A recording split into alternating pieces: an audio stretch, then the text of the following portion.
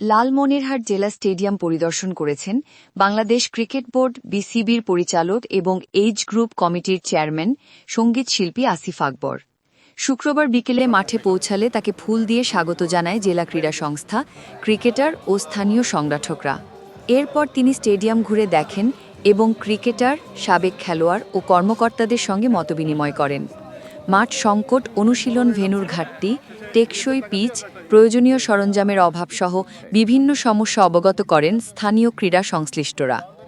খেলোয়াড়রা জানান, একই মাঠে ফুটবল, ক্রিকেট, অ্যাথলেটিক্স ও ভলিবল পরিচালনার কারণে নিয়মিত অনুশীলন ব্যাহত হয়। মানসম্মত প্রতিযোগিতা আয়োজনেও সংকটে পড়তে হয়।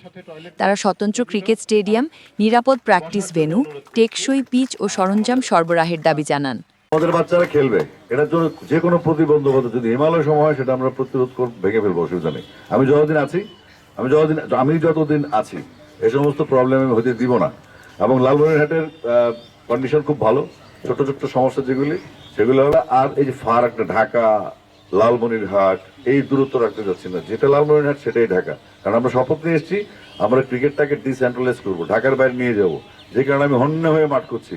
আমি কেন গন্ডগোলটা করলাম, একটা রিজন, সেটা হচ্ছে আলোচনার ক্ষেত্র তৈরি হোক। প্রতিটা সংঘর্ষ থেকে কিন্তু একটা ভালো জিনিস তৈরি হয়। সেটা নেগেটিভলি নিলে একরকম, আমি যখন পজিটিভলি নিয়ে আমি দুঃখ প্রকাশ করেছি, সরের কিছু নেই এখানে। আমরা চাই আমাদের খেলাধুলো সবগুলো আমাদের বাচ্চারাই খেলবে।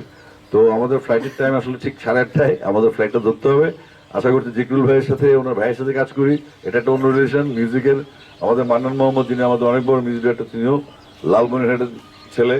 তো সব মিলিয়ে যেখানে যাই সেখানে আসলে স্বর্ণ আছে, আমরা শুধু উঠে উঠে দেখি না আর কি। আমি ধন্যবাদ জানাই জেলা প্রশাসনকে, অনুরোধ করবো আপনাদেরকে যে জেলা পরিষদ, জেলা প্রশাসন, আমাদের পুলিশ প্রশাসন, যে প্রশাসন যেখান থেকে যতটুকু সম্ভব ফান্ড থাকে এগুলো ঢাকায় ফেরত না দিয়ে, জমায় না রেখে আমাদের বাচ্চাদের জন্য খরচ করেন।